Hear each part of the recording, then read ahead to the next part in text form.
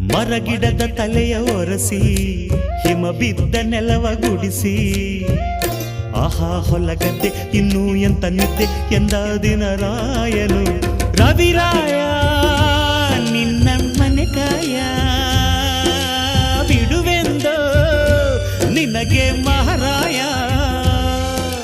ಧಗ ಧಗ ಉರಿಯುವೆ ಜಗ ಜಗ ಬೆಳಗುವೆ ನೀನು ಬರದೆ ದಿನವಿಲ್ಲ